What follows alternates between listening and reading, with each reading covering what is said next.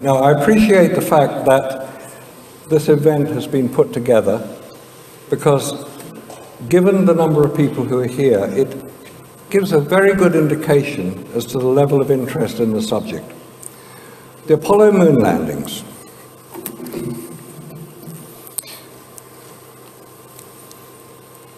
Is it fact or is it fiction? What we're going to be looking at here are some of the anomalies, the inconsistencies, and the unexplained details. And there are, believe it or not, a great many of them. But it happened. National Geographic, the world's top-selling magazine at the time, this is from December 1969, wouldn't publish fake pictures, would they? 20 million people bought National Geographic. We say bought Nexus, but bought National Geographic. At the time, they've been caught out many times. We're going to look at some of these pictures, but this is where the whole story ended. Man on the moon. And we believed it. We had no reason not to. We'd seen it live on television, which is one of the most remarkable achievements in scientific history, to transmit live television pictures 240,000 miles and get them picked up and transmitted around the world live. Has it ever happened since? No, it hasn't.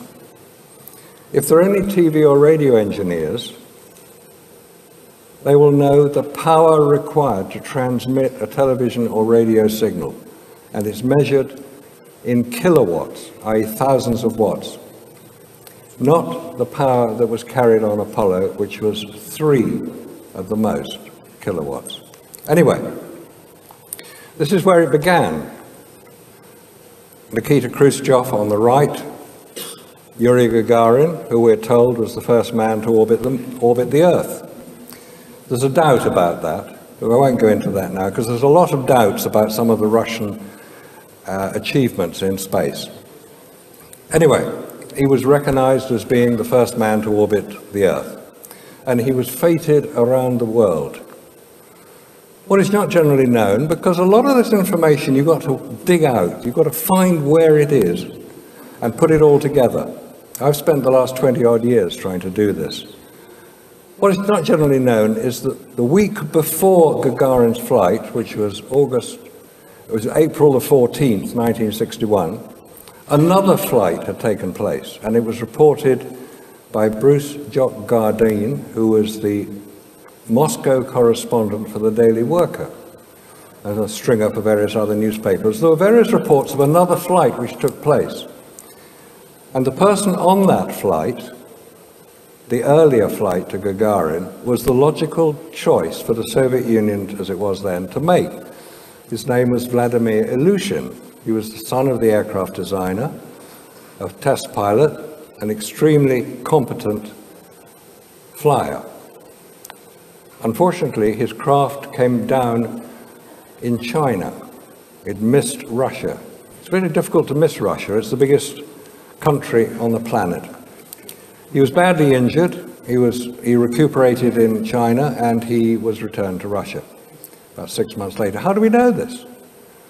When Gagarin, allegedly the first man, orbited the Earth, he went on a world tour to promote the whole of Soviet achievements. And the diplomatic circuit, one group of people did not attend any reception. That was the Chinese. Did they know something that is not generally known? Right. 6 weeks after Gagarin's flight, John Kennedy, President John Kennedy, stands up in the Joint House of Congress and makes his famous speech, "We will land a man on the moon before the decade is out and return him safely to the Earth." 3 weeks earlier to that was the Bay of Pigs fiasco. Kennedy was by this time a marked man in intelligence circles. So what else was going on? You have to view this in the context of its time. Project Apollo, 1961 to 72, or 75 in some cases, where the Apollo-Soyuz link-up happened. There's a great deal else going on. The Cold War, the space race, the Cuban Missile Crisis in October 62, when the world was going to end. We'll not get into the whole business of nuclear explosions, which can't just take place any old where. They have to be properly targeted, but that's another story. Kennedy was assassinated. The Vietnam War was ramping up. Kennedy was trying to withdraw American troops from Vietnam. President Johnson, within a year of Kennedy's death, had increased their number by 10 times. By the time they withdrew from Vietnam in 1974, 58,000 Americans were dead, alongside 3 million Vietnamese. That is the price we pay in this world for incompetence. The student riots against the Vietnam War, people were literally being killed in the street because they were protesting. It was very, very violent times. Robert Kennedy was assassinated, Martin Luther King was assassinated. America was falling apart. It needed a distraction. Here was the distraction. Land a man on the moon before the decade is out. Wonderful. Kennedy, by this time, was now dead, so we had to America had to fulfill their president's challenge. America, a very can-do nation, they decide to put their mind to something, they will achieve it. Or if they can't achieve it, they will make it appear that it has been achieved. So the American space program started with Mercury, 1 man in space, Gemini, 2 men in space, in low Earth orbit, that's 200 miles up. The Apollo moon landings, Skylab, again, low Earth orbit. The Space Shuttle, low Earth orbit. The International Space Station, it's still up there now, low Earth orbit. The Orion craft, that's Apollo 2.0. We'll come to that later. How many people here have not only heard about, but know where the X-37B craft goes to? Thought not. Its last mission lasted 712 days. That's the X-37B. It looks like a small version of the Space Shuttle. It flies unmanned. Nobody knows where it goes to. Nobody knows who controls it. Nobody really knows who pays for it. Nobody knows what it does. But 712 days in space, that was the 4th mission. The 3rd one was 515 days. So let's not have any more stories about you can't keep secrets. Nobody knows what the X-37B does. It's secret. The secret is kept. If people are charged with keeping a secret in the interests of national security, they keep it because they're honorable people. If they agree to do something, they will do it. Now, if you're going to fly to the moon, you need a bit of kit to do it in. The first piece of kit you need is a rocket. We know those exist. 360 foot high, the Saturn V rockets. You need a lander to land on the moon. You need a spacecraft to get from Earth to the moon. It's not very far, you can see the moon.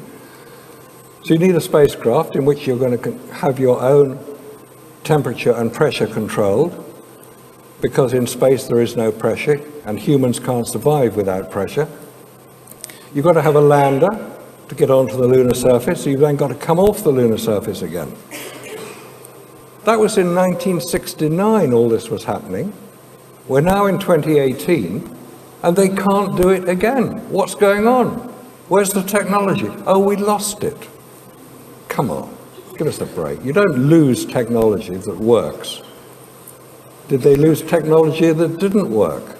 The technology that lands man on the moon, 50 years later, we're nowhere near going anywhere near the moon again. It just doesn't add up. In 1927, Charles Lindbergh flew the Atlantic solo for the first time. 50 years later, jumbo jets were crossing the Atlantic on a regular basis. That's progress, that's human progress. In 1969, man lands on the moon. 50 years later, doesn't come anywhere near the place. Here's a bit of a mystery. This is the Gemini 6 craft, just landed. What's this? Wouldn't that have got burnt off if it came back through the atmosphere at searing temperatures? It wasn't carried to the craft by the frogmen who were there to help the astronauts out. It's a bit of a mystery. If you go to the moon, you want to take photographs. This is the camera that was used to take the photographs on the lunar surface, the Hasselblad 500 EL, electric motor drive camera. Top right hand is the picture of the camera, and notice it had on the front of the lens a polarizing filter. You can't use a polarizing filter without a viewfinder to see if you've got it lined correctly. But it didn't have a viewfinder on this camera. The middle picture is the camera you can go into a shop today and buy. Hasselblad are very, very good cameras. It's mainly the lens that is so good. On the left is Neil Armstrong with his camera attached to his chest, and on the right is Alan Shepard, similarly equipped. There's no viewfinder on this camera, because if you're wearing a spacesuit, and if you go outside here into the hall, you'll see a very good representation of an Apollo spacesuit. If your camera is attached to your chest, which they were, you can't put your head anywhere near the viewfinder, so you can't use it, so they took it away. So there's no mirror, which is the thing you hear when you take a picture, it goes up and down, clicks. It's got a shutter on the front of the camera, shutter button on the front of the camera. You can't see it from inside the spacesuit, and the only way you can see if you've taken a photograph is with a little dial. Top left, there are 3 dials. The one that counts the number of pictures is the middle one. But you can't see that from inside your spacesuit either. But we'll see some of these fantastically brilliant, iconic photographs that this camera and the people operating it took shortly. This was a replica of the Lunar Hasselblad camera, which was borrowed by a television company who I was being interviewed for a few years back. So I took the opportunity to photograph it. Very few people have actually seen this camera. It's no secret. Hasselblad UK have got it there. They'll lend it to you if you ask them very nicely. Bottom left-hand picture, the black square on the front of the camera is the shutter button. And on the right, bottom right, is showing the dials which tell you if you've taken a picture. Left-hand picture is what an astronaut would see from inside his spacesuit. There's no exposure meter on this camera. You've got a little chart on the top of the camera that tells you where the sun is and what the shutter speed, the aperture. This may all sound extraordinarily antiquated because we're all used to digital cameras. This is 20th century. This is a film camera. Film takes photographs, it records images very differently from digital images. That's a key point to know. On the left, the 2 pictures, one is photographed, the top picture is photographed at eye level, eye up here, and the bottom picture is taken with the camera at chest level. The point of those pictures is to show the relative position of, in this case, a fence behind. The higher you are, the higher will be the horizon in the picture. It's a matter of optics. It happens on the moon, it happens on Earth, probably happen on Jupiter and Saturn and Uranus when we get there. But on the moon and on Earth, the lower the camera position will be, the lower will be the horizon. It's a key point. We'll come back to that later. If you're going to go to the moon, you may as well practice. And this is what they did. They built models. Bottom left picture are various scale models of the lunar surface with a camera track. Anybody who's worked with film will recognize that as a tracking camera position. Very logical. You set the camera going at one end and you bring it towards the surface of the moon, so you've then got a film which you can project outside your simulator to show an astronaut what it would look like as he approaches the lunar surface. Of course you're going to do that. That's what they do when they train airline pilots. Airline pilots will be able to land at Heathrow because they can see what they presume is Heathrow outside their window. It's film. This is normal simulator position. On the right-hand side, top right, very detailed pictures were taken of the lunar surface by the Lunar Orbiter craft, and they were recreated on a very large-scale model of the moon. The middle right-hand picture is the moon before it became a large model. There's nothing secret about any of this. Forget Area 51, forget some secret studio in Nevada or Arizona or wherever they have. There's nothing secret about any of this. This is all being filmed. A lot of people knew it was happening. There's nothing unusual about it. If anybody wants to go to Langley, Virginia, you can still see this contraption today. It's about 400 foot long, 200 foot high, and it was designed, Langley, interestingly enough, is relatively close to the CIA headquarters. To bottom left shows what would happen if you remove 5/6 of the weight of the lunar lander in this case, so you could simulate landing on the lunar surface. Again, no secret about any of it. Right, let's go off to the moon. This is a famous Saturn V rocket, designed it looks rather like a V2 rocket, because it was designed by the same man, Werner von Braun, who was a SS major. He brought with him a lot of his technical staff. Hermann Obarth was one. There were a lot of Germans who worked for it. There's nothing wrong with the Germans working for it, but let's not hide the fact that they were Nazis. 360 foot high, 99% of the weight, of 3,000 tons, is fuel. At the top of it is the little capsule on which the astronauts sat. They had to be in that capsule, because if the rocket unfortunately exploded on the launch pad or didn't return to Earth correctly, you couldn't then have 3 live astronauts. That was the premise of the film Capricorn 1. All right, when the rocket clears the tower, and until it splashes back down in the Pacific, there's only one source of information about what is going on. The National Aeronautics and Space Administration, or Never a Straight Answer, or Numerous Anomalies and Scams Abound, or the National Academy of Space Actors. Take your pick. If you're going to go into space, you've got various challenges to overcome. You've got to build the Saturn V rocket. Those existed. Those worked, as far as we know.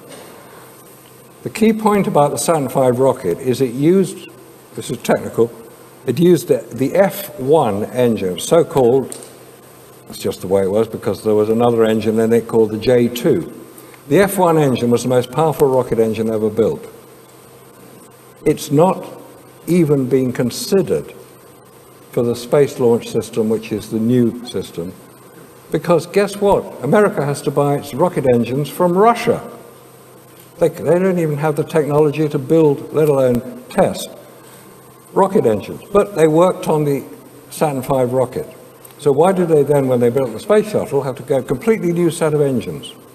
Again, a mystery. It doesn't make sense. Now, if you're going into space, you've got to overcome 3 things: the heat, the radiation, and the vacuum. What is the temperature of space? Space has no temperature. There's nothing in space to have a temperature until you put it there, like a spacecraft, or the Earth, or the Moon. Then it will have a temperature. What is the temperature of a spacecraft in space? 250 degrees Fahrenheit, 120 degrees centigrade. Hot. So you've got to keep it cool. How do you do that? Because you can't air condition it. There's nowhere to dump the heat. Space is a vacuum. It's a very good insulator. You radiate it away. If you do the calculations, black body radiation, you'll find the temperature inside any spacecraft is too hot for human survival. The vacuum of space means that if you're going to go there, you have to take your own pressure with you, i.e. your spacesuits.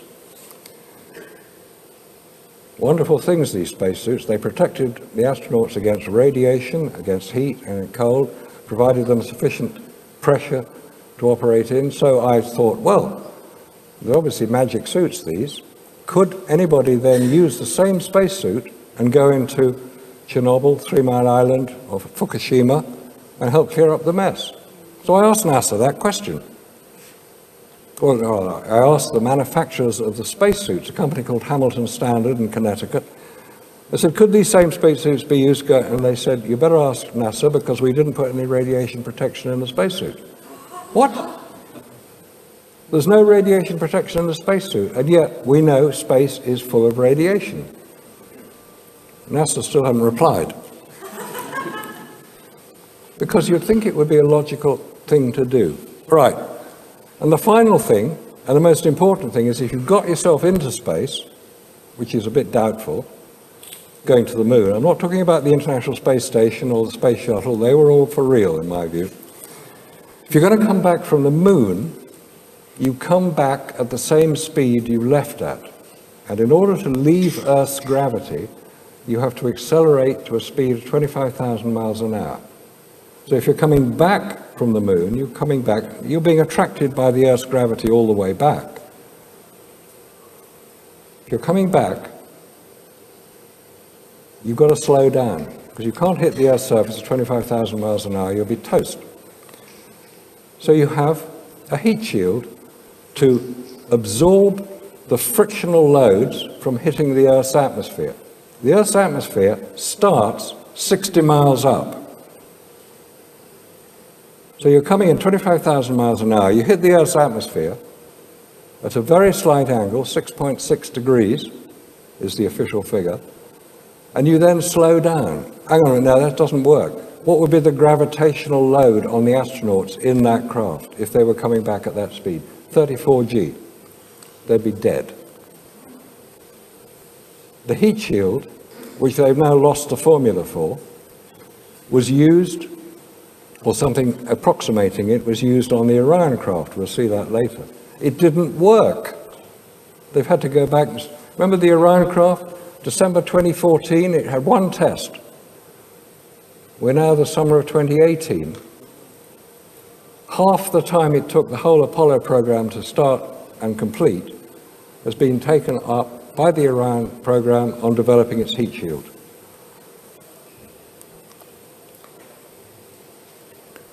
The radiation in space is severe. If we didn't have the protection that we do on Earth, the Van Allen radiation belts, which are held in place around the Earth by the Earth's magnetic field, deflecting radiation generated by the sun, solar particle events, deep space, galactic cosmic rays. If we didn't have that, this wouldn't be a habitable planet. We wouldn't be able to survive. We're not designed to survive in radiation. Let's get to the moon. Great photograph that. It's supposed to be the photograph which started the whole ecology movement, the whole movement of protect the Earth. We saw it for the first time for what it really is, a beautiful place floating in this inky blackness of space. So let's protect it. It's fair enough. But was that photograph taken from lunar orbit, which is what we're told? Because here's the craft they were supposed to be flying in. This is the interior of the lunar lander. Notice the controls. You may recall, if you studied it as obsessively as I have and as other people have, there was an alarm went off as they were descending. This is Apollo 11, Armstrong, Aldrin, Collins was still orbiting the moon in his lunar command module. Armstrong had to take over manual control of the landing of the spacecraft. There had been an alarm, 1202 alarm, which is actually a radar overread. And here are our heroes, Armstrong on the right, Aldrin on the left. And that was the control panel. Okay. If you remember, there was a fairly well-known piece of film, which is a commentary. The voice you hear is Aldrin reading out feet down, feet across, so that Armstrong could ensure that he had control of the craft. How could you hear what he was saying? There's a 10,000-pound thrust rocket 3 foot below them, slowing them down. There are 4 adjusting rockets alongside them. Ah, they're wearing their spacesuits. Of course you can hear them. Really? Would you operate a computer keyboard, which Armstrong is doing, between the two of them? There's a computer keyboard into which he had to enter numbers and various commands, because he was doing this manually. Would you operate a computer keyboard with armored gauntlets, because you can't wear half a spacesuit, you've got to wear the whole thing, gloves, helmet and boots. The gloves are armored. They're pressurized. Would you operate a computer keyboard with those conditions if your life depended on it, which theirs did? I think not. Anyway, they got to the moon, so this is the circular argument. Well, of course they got to the moon. We got the photographs to prove it. You just go and ask them. They'll tell you we got to the moon. This is what it looked like. Yeah, right. Anyway, let's have a look at the photographs that they took. This is Armstrong taking the photographs. Don't forget, his camera had no viewfinder. He had to manually set the shutter, the aperture, and focus it. It was a film camera, not a digital camera, and he had no exposure meter. This is a sequence of 8 photographs that were taken. This is Aldrin coming out of the lander. Armstrong got bored watching him do it, so he decided to photograph the rubbish bag underneath the craft. And he wasn't helping him, obviously. You know, Aldrin might have slipped. No, let's photograph one of the landing pads, which they had to do to make sure it wasn't damaged where they landed. They're quite what they'd have done if it had been, nobody tells us. Oh, he's come down a bit further. This is the most ridiculous photograph I have ever seen that is portrayed as being a true record of man on the lunar surface. Forget it. All right, here you are on top of your garage. You just cleaned the roof, cleaned the gutter. You're 10 foot off the ground, and you've got to come down a ladder. Would you come down a ladder like that, with your right foot not even touching the rung, and your left foot stuck out at a stupid angle, as if you had done this maneuver 100 times before in the simulation exercise, and you showed you've got a great sense of humor, and you can say, look, I can bounce around on the top of this thing as much as you like. This is not a proper photograph. This was taken here on Earth under controlled studio lighting conditions by a professional photographer. Foot not on the rung, left foot hanging out. Where's all the light illuminating him from? They're in shadow at this point. The sun is behind the lunar lander, or the light source, more than likely to be the sun. The ground directly illuminated on the left is not overexposed. And there's a highlight of light on his heel. Come on, guys. This is not on the moon. This is in a simulation studio. Coming down a bit further. Again, you can see you can see where the shadows are coming from, so you can see where the light is. This is in shadow, so where's the light coming from that's illuminating Aldrin? He's lit up like a Christmas tree. Oh, it's light reflected off the lunar surface. Really? It could be Earthshine. Really?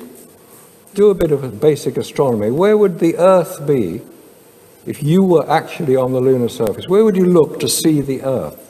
You'd look more or less straight up, because the Earth is more or less straight overhead, which is why when we see a full moon, we're looking straight at it. So when you're on the moon, you look to Earth, you look straight up. It's not Earthshine. The lunar surface has the reflectivity of tarmac. The amount of light hitting it, 8% is reflected. Any photographer will tell you that's not really enough to record on a film if you're going to expose to the directly illuminated surface, which is what we've got here. So this is an artificial light source, which they didn't carry. Hence, it's taken in the studio. His feet are right inside one of the pads, which is very dark, but there are highlights of light on the heel. Where did that highlight come from? It couldn't possibly have come from this special reflective lunar surface, which all the Apollo fanboys keep moaning on about. And if you've read any of the websites which say that people like me need to be hospitalized, you'll see those sort of explanations, which are ridiculous. Clavius.org is one, Brauniag is the other. There are several websites where you can go and read refutation of everything I say. Not everything I say, because they don't refute half of it, actually. Those are the 8 pictures in sequence. And any photographer who's used a camera and had a contact sheet, for those who are not familiar with the term, a contact sheet was you take the whole roll of negatives that you've just exposed in your camera, and you print them on one sheet of paper so you can see the sequence in which you took them. That's what contact sheets were used for. You would then... Sorry? Like that. Sorry. Oh, wow. Sorry about that, guys. I hope you haven't missed much. Come and see me afterwards if you need questions. Dear, oh dear. I'll get the hang of this one day. Right, 8 photographs, contact sheet. This is the sequence they were taken in, and the reason I question it is because they didn't do any bracketing, which is exposure slightly higher, slightly lower. They didn't take duplicate photographs, which is what you'd expect. That's normal photographic practice. If you use a digital camera now, you can take as many photographs as you like, and if you don't like them, you just zip them away. With film camera, they're a permanent record. You can go onto any website. I use the Lunar and Planetary Institute website, and you can see them all in sequence. Then this is the key point. They should, if they're in sequence, you can then read what the photographer was doing as he took the various photographs. And we come now to the footprint on the moon. Oh, wow. Man must have been there to leave a footprint, mustn't he? If you think I'm being a little sarcastic and cynical, you're right, I am. Because we have been fooled by this ridiculous story of man landing on the moon, which was a political event. Nothing to do with science. It was all to do with the military and political. We'll come back to a little bit of that later. Right, footprint on the moon. How did he take this photograph? He had a camera on a chest. Did he take the camera off his chest and point it at his foot? How did he know it was in focus? How did he know it was the right exposure? And he took one picture. Forget it. On the moon, or assuming that this is the moon, on the moon, particles of lunar surface will not adhere to anything that has arrived from Earth. Because this is one of the footpads of the lunar lander. When you heard the Aldrin saying, kicking up some dust, you'd expect it to be flying around all over the place, but it hasn't landed in the pad, which is a bit odd. What's going on? This is the only photograph of Neil Armstrong, allegedly, on the lunar surface. Have you seen another one? You see them of Aldrin, you don't see them of Armstrong. This was taken by Aldrin, because they only had one camera they used, which is again odd, because they had one camera each, but they only chose to use one. The point about this picture is look at the flag. Look at the position of the flag. It is virtually below the horizon. The Sea of Tranquility, where they allegedly landed, is supposed to be flat. There are no hills. So the flag is more or less below the horizon level, which indicates a high camera position. And if you look at Armstrong, assuming that is Armstrong and not some actor, you're looking down on him. The camera should have been on chest level, which means you should be looking up. We'll see even more dramatic pictures later. Look at the flag in this picture. It's above the horizon. What's going on? The camera position is different. This is a picture of Aldrin saluting the flag. That's fine. I've got no problem with the American flag being put up on the moon, because they're the guys who allegedly got there. But there's something odd about this picture. It's the one-legged astronaut. You've got a footprint going in one direction, but there's nothing in front of it or behind it. Bit of a mystery, that.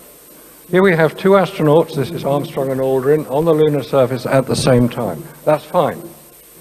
They're being filmed from what's called the data acquisition camera, which is a cine camera mounted in the window, taking one frame per second, the whole time they were on the lunar surface. But the point about this picture is not so much that there are two of them, there's one we'll come to later, which is not okay, is the sun angle and their shadow lengths. They're both men of about 6 foot. They should have the same length shadow cast by the sun. It's not. One shadow is much longer than the other. Why? It's not going to be a separate light source. It's just a bit of a mystery. The ground is quite level at this point. There are no major hills. We saw it in the earlier picture here. The ground is quite level. So the argument that, well, if you photograph it on the uneven ground, of course it will show up. Now, the angles there are 25 degrees and 35 degrees, but when they landed at this time, we're told the angle the sun was above the horizon was 13 degrees. So we got all these anomalies and unexplained details that are part of the whole Apollo story. Now here's a good one. Top left picture is the flag that we just seen. The bottom right picture, the bigger picture, shows the same flag in a film. This is a screen grab from one of NASA's official films about the Apollo 11 landing. You can see at the bottom, it's on YouTube now. But look at the flag position. It's completely different. That little white spot, a little white stick behind the flag is the TV camera tripod or unipod. They didn't touch the flag after they put it in position. Oh, by the way, there's no waving flags on the moon. They didn't leave any hangar doors open. They weren't that stupid. There are no stars in the photographs because the film used was not sufficiently sensitive enough to record directly illuminated surface and the stars, which are relatively faint. But there are stars in the sky. They just chose not to photograph them. And Stanley Kubrick had very little to do with it. So how did the flag position change? Memo to set dresser. Remember your previous set. On all film is usually information about the film. When it was shot, the subject matter, the cameraman, and on all the Apollo films, you get this little chart showing who was involved. But look at the date, top of the screen. These are two from the Apollo 11 series. 11th of July is 5 days before the official launch of Apollo 11. Launched on July the 16th. Did they shoot everything before they left? That's what it appears. The photographer here is a chap called Gynes. He did work for NASA until about 10 years ago. There is an inspector, photographic inspector called Jones. So you've got all these anomalies which don't add up to the truth. They add up to disinformation. Camera position again. Where's the camera position here? It's above the astronaut. What on earth is going on in those two lights on the left? There is lens flare. In the center of the picture is the shape of the Hasselblad shutter, which is inside the lens. And you do get lens flare of that shape, but you don't get highlights of light and enormous, great sort of streaks in the background, unless they just didn't airbrush out all the warehouse in which they shot it. Here we have Man on the Moon, one of those iconic photographs that we're all told is evidence of man's great ability to travel in space and survive. Oh, wonderful. Wow. Isn't it great?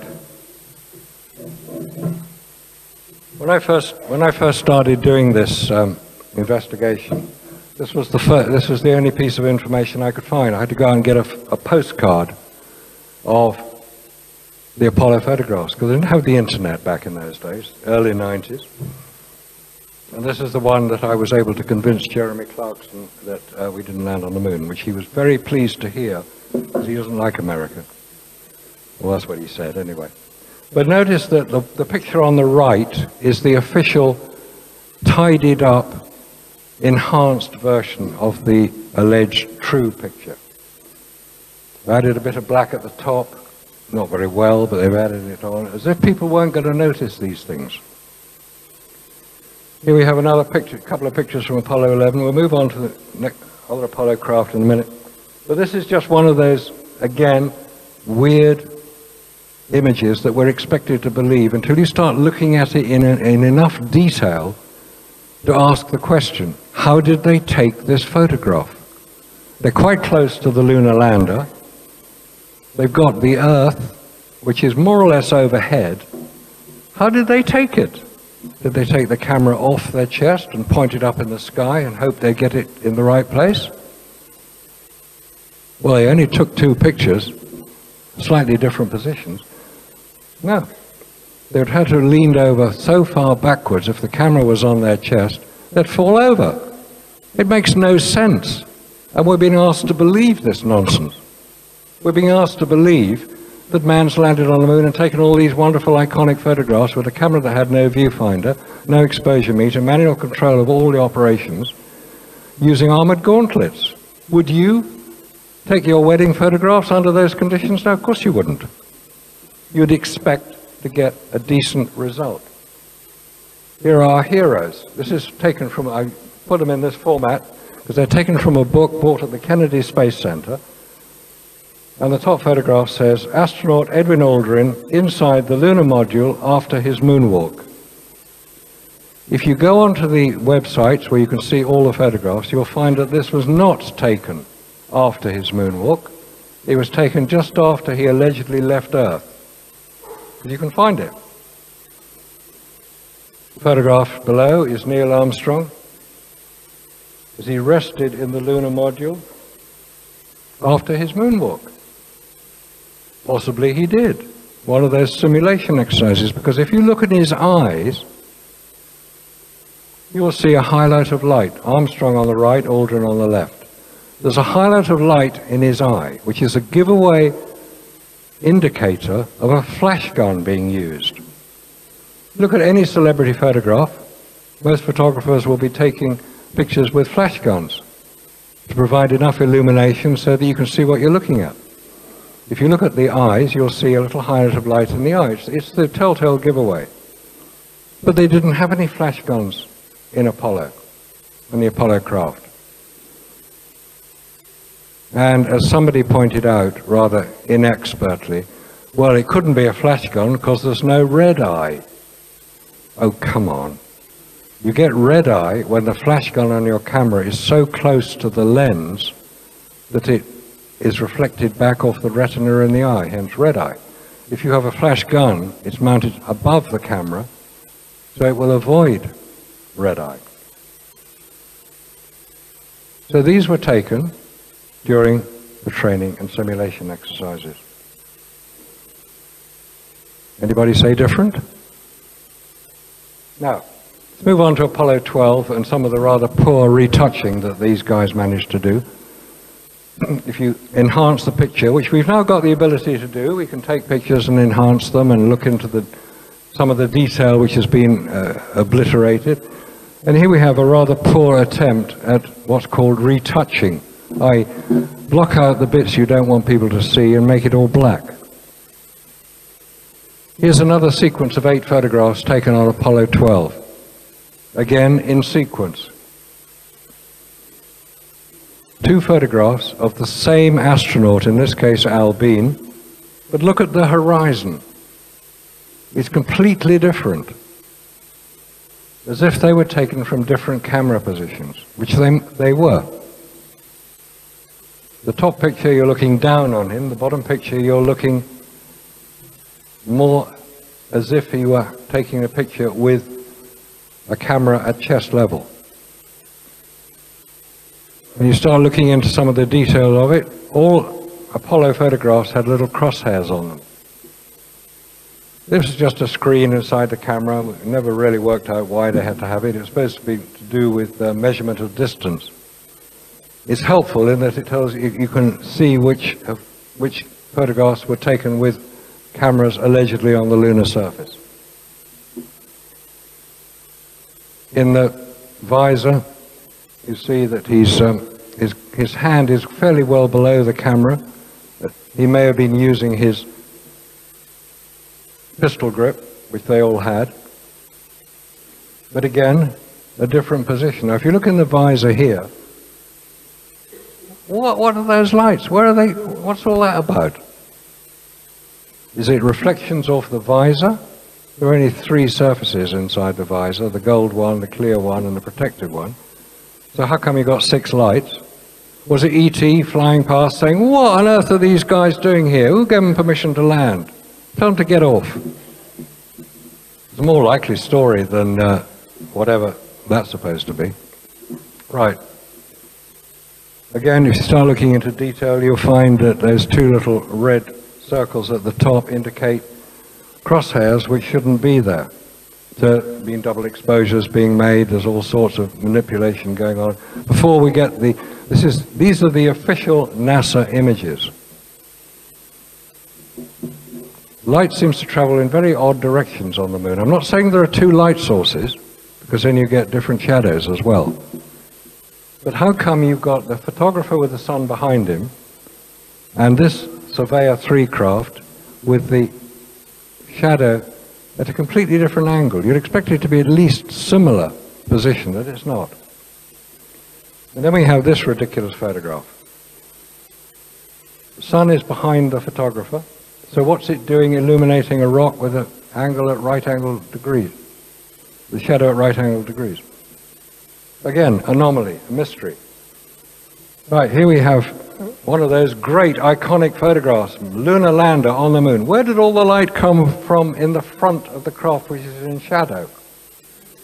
Oh, it's reflected off this special lunar surface, which nobody's ever seemed to duplicate. You can buy lunar simulant material, which is what Tom Hanks did when he made From the Earth to the Moon mini-series. And when anybody tries to photograph the moon, they go to a company called Orbitech, and you can buy it by the kilo. It costs $30 a kilo. You can get simulated Martian soil. You can get it from anywhere. How do we know it's anywhere near the same? How do we know they're not using it here? Right, here we have one of the great ridiculous pictures of all time. We've seen quite a few of them already. We flip this one over for this reason, that this is Apollo 14, where Alan Shepard, who was the commander. Oh, by the way, the commander of the mission, in this case Alan Shepard, could land the craft. But Ed Mitchell couldn't, because he hadn't been trained to. Buzz Aldrin hadn't been trained to. Al Bean hadn't been trained to. Would you fly in an aircraft that only had a pilot who could land the plane? Because what would happen if the pilot got incapacitated? You'd hope the co-pilot at least could land the damn thing, because he'd been trained to do so. On Apollo, no, only one person could land it. Ridiculous. Right. Alan Shepard took a golf ball onto the moon, and in his autobiography called Moonshot, yeah, get it? Moonshot, golf ball, was this picture. Here he is with his golf club, and there on the top right is the golf ball flying off into the distance. And there's Ed Mitchell, and there's the craft. And I use that picture because you'll notice on the right-hand side there's what looks like a checkerboard object up against the leg of the lander, which has the ladder on it. And in this picture you'll see the same checkerboard object, so it's the same image that was used. This is 5 different images. And for many years, this picture was displayed in the Kennedy Space Center in pride of place until we challenged NASA to prove how it was made, because it wasn't labeled a composite, which is what it is. They took it down. That is the video still from the same scene. This is what they tried to recreate, but the picture is photographs, because it's got crosshairs in it. Moving on to Apollo 13, should we just cover just Apollo 13, was a complete sham. The evidence would indicate that the craft came down in the Atlantic, because one day after the official launch of Apollo 13, you know, the one that, big excitement, because it was going to go to the moon, swing around the back and come back, and they didn't have enough oxygen, and were they going to survive, and we're all on tenterhooks, and we were praying, and all the rest of it. Rubbish. 24 hours after launch, the Russians collected from the Atlantic Apollo command module. They took it back to Murmansk and handed it over to America on what's called it was a Coast Guard cutter called the South Wind, which visited Murmansk in 1970. You can check it all out. It's all documented. This Apollo command module is photographed on the deck of the South Wind. Right, Apollo 15 landed at the Hadley Rill. This is this little strange channel, which we're told is a collapsed volcanic tube. Well, seeing as we've had no volcanoes on the moon that anybody's ever seen or identified, we don't quite know what it is. I think they had a load of JCBs up there and dug a big trench. But this is what it looked like from the ground. This is the landing site, and behind it is Mount Hadley Delta, 13,000 foot high. About 2.5 miles, allegedly, above the lunar surface. If we look at a similar image on Earth, this is what we get when we look at Everest and Everest Base Camp. Everest Base Camp, 19,000 foot, Everest, 29,000 foot, about 10,000 foot, 2 miles above Base Camp. That's what you'd expect to see. Not this little hump. And look at the very distinct difference between the foreground, from just behind the lander, and the background, which has no detail at all. This is the best cameras you can buy. You would expect to get more detail. They're using front screen projection, which is the link with Stanley Kubrick, because he used it in the film 2001: A Space Odyssey for the Dawn of Man sequence at the beginning of the film. And another weird picture. I've double-checked these numbers. This is from the same roll of film that these two images are taken. Dave Scott, photographed by Jim Irwin. And the right-hand picture, Jim Irwin, photographed by Dave Scott. But Jim Irwin hasn't got a camera. Has Dave Scott got it? Did he give it to him? How did those two pictures get taken? Again, anomaly between the official record and the reality of an investigation. Where's the flag? The flag was always the first thing to be planted. It's in the top picture, it's not in the bottom picture. And where did they put the lunar rover? We're told it was on the right-hand side of the craft. So what's it doing on the left with no tracks? This is the Apollo 17 landing site. They landed more or less in the middle of this Taurus Littrow Valley, which is a reasonable place to land, a bit dangerous possibly, but they managed to land. It's about 5 miles across, so there's plenty of room. But look at the length of the shadows. The sun is quite low below the horizon. It's a normal choice of the Apollo landers. They wanted to land in good shadow definition places. But where are the shadows in the background? And if you look at an equivalent photograph from Apollo 11, you get the terminator. That's the difference between dark and light. On Earth, we call it dusk. On the moon, it's fairly clear-cut. It's a termination between sunlight and darkness on a circular body. So is what would happen. So where is it on Apollo 17? Any astronomer here can tell me. I'd love to know, because I've never got an answer to that one. Oh, love this. Apollo 17, Jack Schmitt, Harrison Schmitt, used to be US Senator, he should know better. Taken by Gene Cernan. Right, you've got your mate, you've got the US flag, and in this case you've got Earth. Try to recreate that here on Earth. Use anybody you like, stick a flag in the ground, and try to get the moon in at the same time, with the flag pointing at the moon. It's very difficult. I've tried it. It's almost impossible to do it, and to expose it correctly with no viewfinder. Don't forget, you've got no viewfinder on this. You can't see where your camera is pointing, let alone what's in the right position. So we're expected to believe that these photographs were taken on the lunar surface by the named astronauts using the designated equipment. I don't think so. Moving on to the ground on Apollo 17. In that photograph is the lunar lander. We'll come back to it in a minute. Enhancing the background gives an indication of something going on. An indication that possibly this is the artifact of front screen projection. What we've got here on this screen is back screen projection. The projector is behind the screen, so it's back projection. Front projection is when the image is reflected off the screen. It was used in films. It was used in film 2001: A Space Odyssey by Stanley Kubrick. He was one of the first filmmakers to use it because it's a very efficient way of incorporating an outdoor scene, which he did for The Dawn of Man, which were photographs taken in Africa, projected onto a screen, so actors could then do their bit in front of it and not cast shadows onto the screen because of the position of the camera and the screen and the projector itself. It's a very clever system, and it worked very well. Okay, in that picture is the lunar lander. A bit hard to see it, but it is there. Let's enlarge it.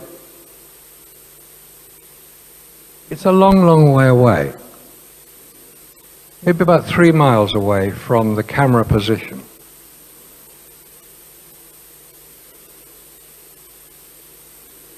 This takes a bit of reading. The center picture is the one we just looked at. The top picture and the bottom picture show the same features, A, C, A, B, D, E, the same features in the same relative positions. But the lunar lander is not in the same relative position. An anomaly, an unexplained detail, something which shouldn't actually happen. And the lunar lander jumps around all over the place. On the left, B, D, and E are the same features in the two photographs. Little crater, little hill, the angle of the hill.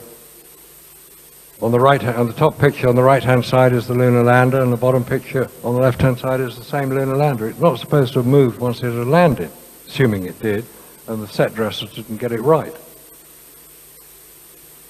It's not in this picture on the bottom, but it is in the picture at the top. You'd think it would be in all pictures taken with a similar background, but you don't.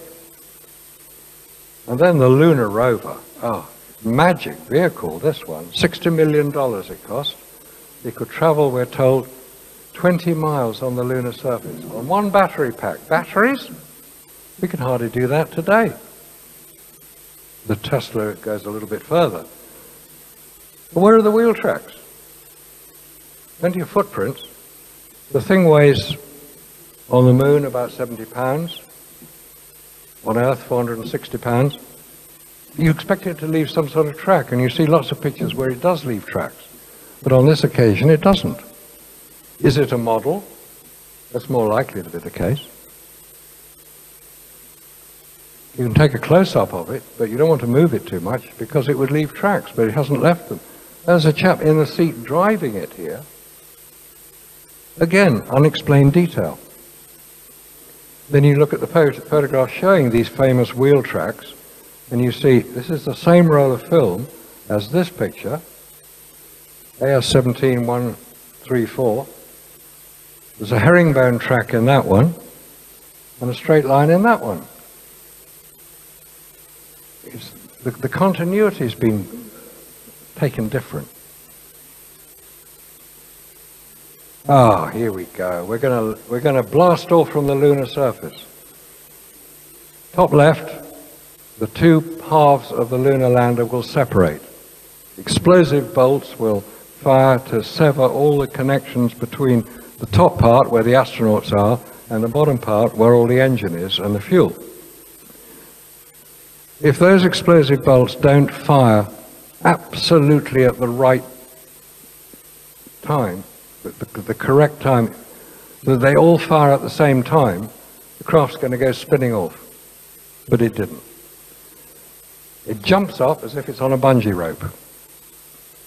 It's using the same fuel as the space shuttle, bottom left, where you see when the shuttle maneuvering systems fire, you see a flame and you see exhaust, but you don't on the lunar lander. The bottom right picture, there is nowhere for the exhaust of this rocket to go.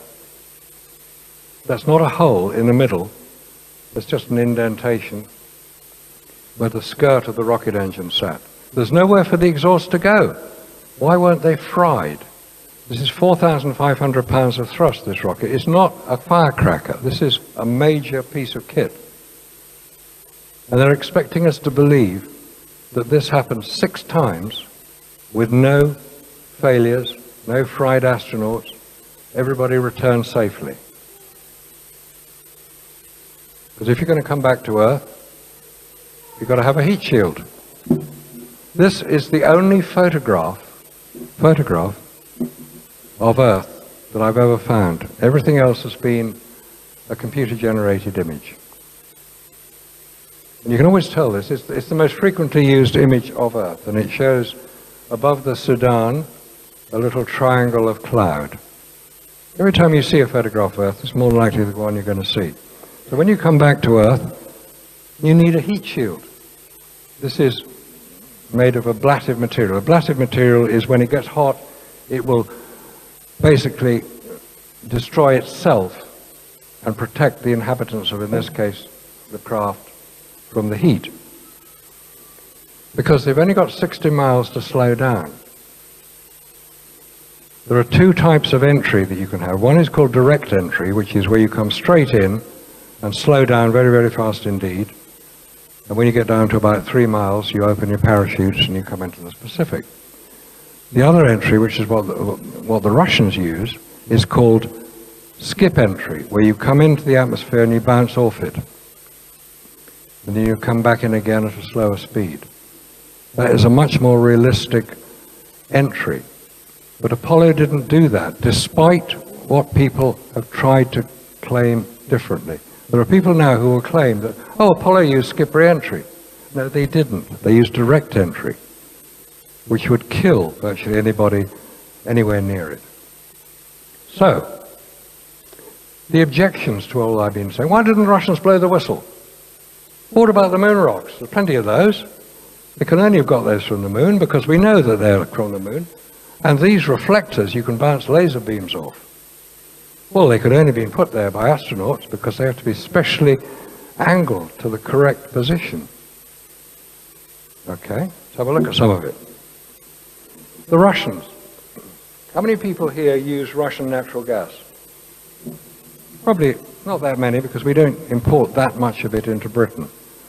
We bring it in from Qatar and from Norway.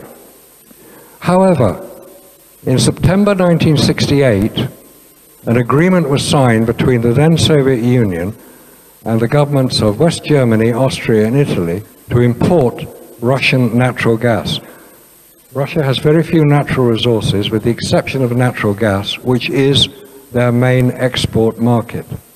They signed this agreement to the supply of natural gas into West Germany, Italy, and Austria. If Russia thought that America was trying to do some stupid little stunt on the moon, well, they could let them get on with it because they had far more important matters to deal with in the survival of their country through the sale of natural gas. The deal is called pipes for gas.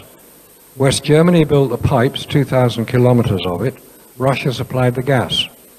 And Rolls-Royce supplied the compressors, because you can't just stick a pipeline into a gas field, you have to drive it down the pipeline. Hence you need a compressor. It was big business. They weren't going to make a fuss about it.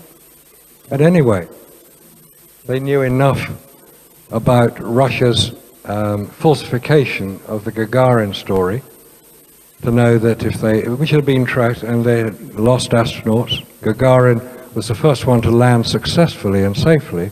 There's been at least 3, if not 4 others before him, which had been recorded by 2 Italian brothers in Turin who were listening in to the Russian transmissions from their spacecraft. So they knew what was going on. The Americans knew what was going on.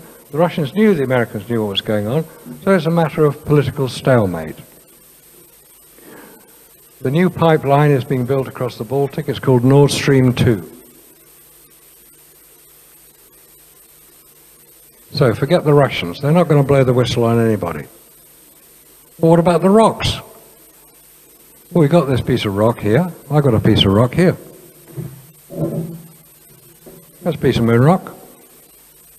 It's rather nice. It's called breccia. It's a combination of different material. How do you know it's a piece of moon rock? Because I say so. How do you know it isn't a piece of moon rock?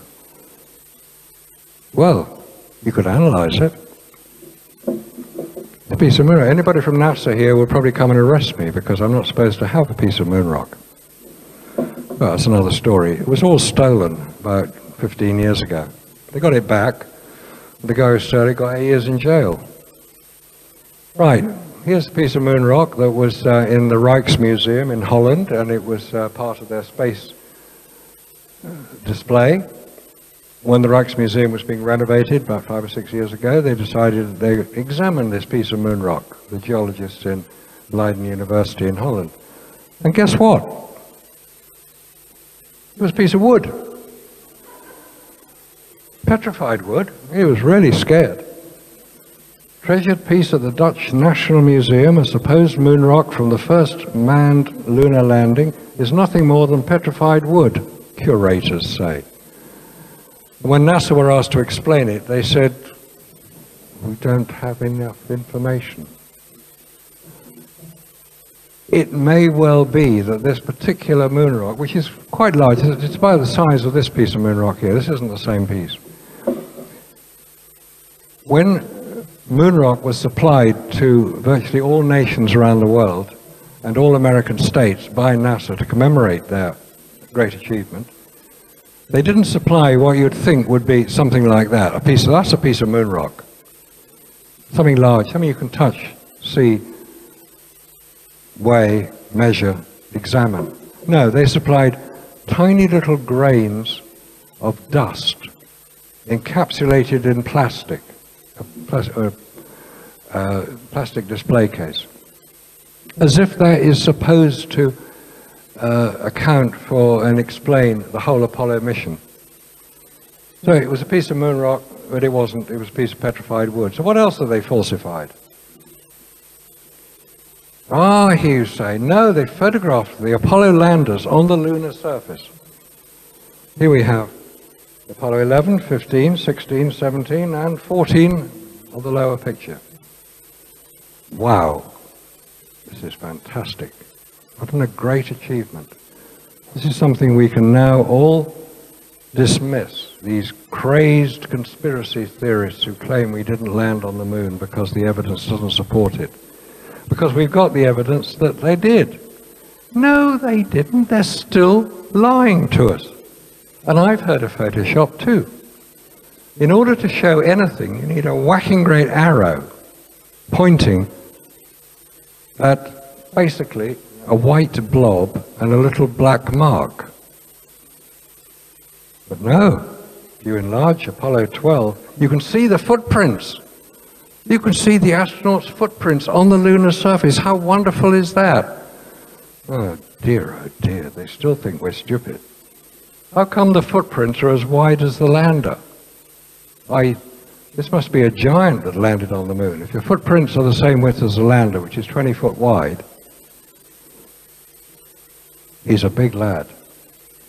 So the intrepid descent stage, that is the lander. Surveyor 3 is the unmanned craft we saw in an earlier picture. All you can see is a little white blob. Let's have a look at an aerial photograph. This is the London Eye, photographed 10 years ago by satellite, 400 miles above the Earth's surface. And you can see on the London Eye the individual pods, and in a car park in the top left you can see individual cars. And if you really look at it, you can even see if they've got a sunroof. This is what you expect to see from a decent satellite image. Not that. This was taken 30 foot above the lunar surface by the Lunar Reconnaissance Orbiter in 2009 through the vacuum of space, which would have no discernible effect on the quality of the image. And yet we're expected to believe that that is the best that can be produced when this is also perfectly capable of being produced here on Earth. Come on, NASA, get your act together, at least use decent equipment. And why is the NASA picture in black and white when they had perfectly good color cameras. Because 60 years earlier, they were photographing the Copernicus crater, which is in the center of the moon, about slightly to the left of center. This is what you expect to see. This was taken with the unmanned lunar orbiter craft. And this, we're told, is an impact crater. No, it's not. It's not an impact crater at all. There are impact craters on the lunar surface. This isn't one of them. This is 60 miles across and 2 miles deep. That's not how impact craters work. This is an impact crater, meteor crater in Arizona. The diameter of a crater created by an impact is 8 times, the diameter is 8 times the depth. So this is about 4,000 feet across, about 500 feet deep. The Seddon crater, by the way, is what happens when you let a nuclear bomb off underground. It creates a nice deep crater. Glad they're not doing that anymore.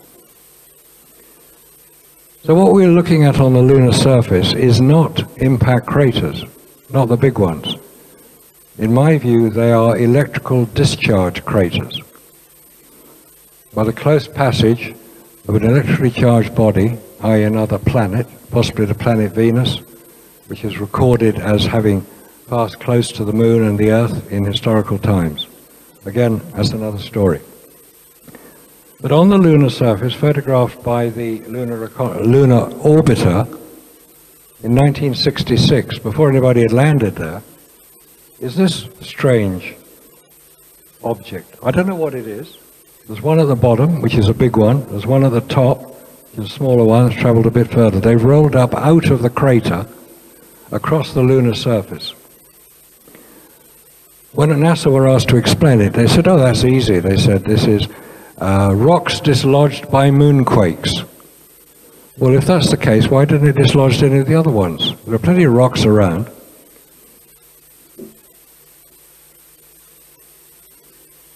That previous photograph, this photograph here is the only photograph I'd ever found of this image until this one appeared, which appears to indicate the same object. But the track is slightly different. It could be the sun angle is different, but if you put them together, yeah, they do look similar. But nobody's ever tried to explain it, or nobody's ever been, I don't know what it is. Could be a rock rolling along, but a rock does not leave a track like that. If you roll a beach ball across a sand, it'll leave a track that is narrower than the diameter of the ball itself. These tracks are the same width as the object making them. So let's come back to Earth. Here we are, 25,000 miles an hour, 2,700 degrees centigrade, very, very hot. Do you think it might melt aluminium? Well, of course it'll melt aluminium. Aluminium melts at about 600 degrees. This is the Apollo 14 command module. Quite undamaged. Little bits all over it that aren't damaged at all.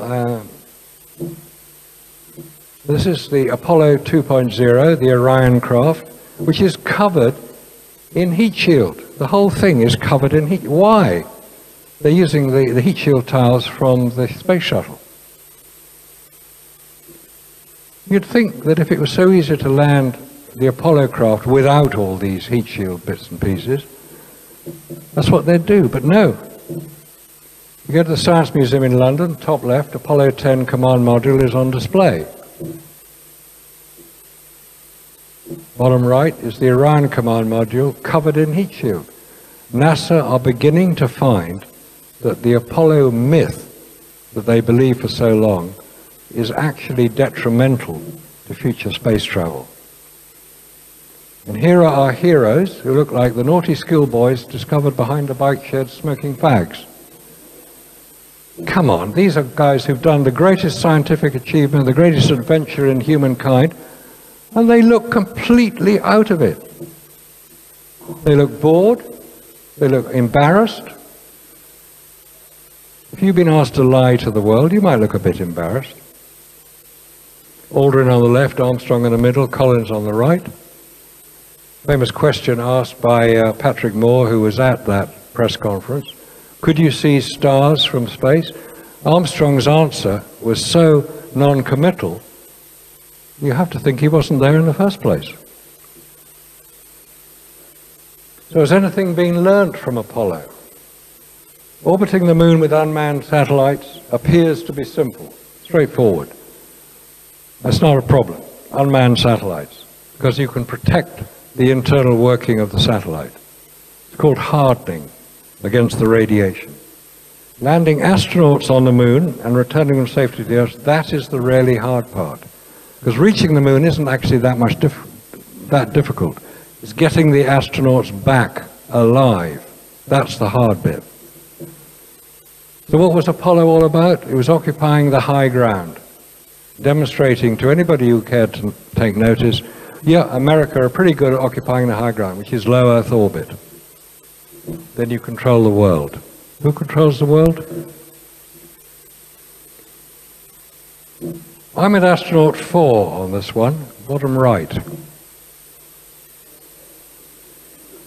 Because his creator is most likely to have had a considerable hand in creating the fantasy of Apollo.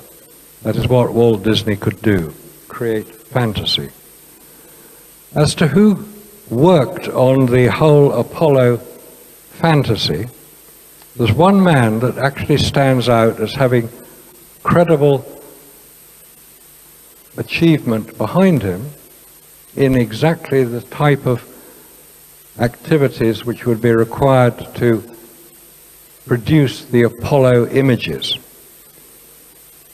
Because if you're experienced in using models, radio-controlled, motion capture, periscope cameras, i.e. you're filming miniature models which when projected onto a screen look as if they are real, there's one man who stands out above all others, and this is possibly the link with Kubrick. It's his special effects director, Douglas Trumbull. He did the special effects on 2001, he did the special effects on Back to the Future, on Close Encounters of the Third Kind. If you look, he's still alive, I believe. He's still working. He's trying to spot UFOs using advanced camera equipment, so he's on the right track. But he's a man who had enormous expertise. If anybody's interested in looking in detail at the evidence for the fakery behind it, there is a film called Make Believe, Smoke and Mirrors, which is a 2.5-hour film, incredibly technically advanced, explaining how the whole thing was done. There's one problem. You can't hear the commentary because the author of the film wanted to maintain his anonymity. We don't know who it was who did it. Somebody has taken that film, split it into parts, put a commentary on it, or put subtitles on it, which do match the original commentary. And one of the people identified is Douglas Trumbull. So if anyone is interested in how it was done, that was how it was done. Again, nothing secret. Douglas Trumbull had a record of working for NASA, working on space programs. There are other people who've done all this investigation. I'm just one person who happens to be sufficiently interested in it to have spent the last 25-odd years looking into this whole story of Apollo, because I find it fascinating how so many people can be manipulated to believe something which, when you get the evidence together, is quite evidently fake. It's called, it's basically making enough people believe so.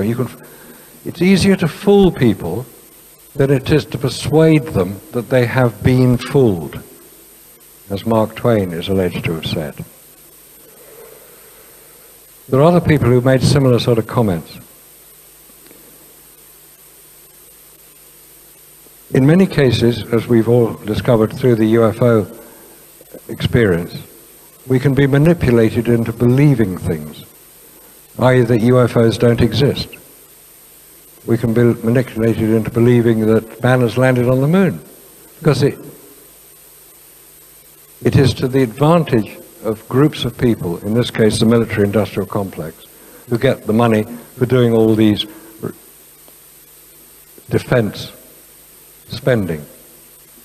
But there are people who've worked on this. David Percy and Mary Bennett for their book Dark Moon. It's probably the definitive book on the subject, as is their DVD, What Happened on the Moon. Jack White, if you go to the Owlis website, you'll see all his work there. The photo analyst, he's passed away now. Bill Casing, Ralph Renee. Maybe NASA are just waiting for everybody to die off, because Ralph Renee and Bill Casing are both dead. Gerhard Wiedniewski for his book One Small Step. And anybody who really wants to get up to date, if you like YouTube binges, look at Jarrah White's work on moonfaker.com, because you can tell from the name of the website where he's coming from. But you should also give credit to NASA. They have at least put all their information up online.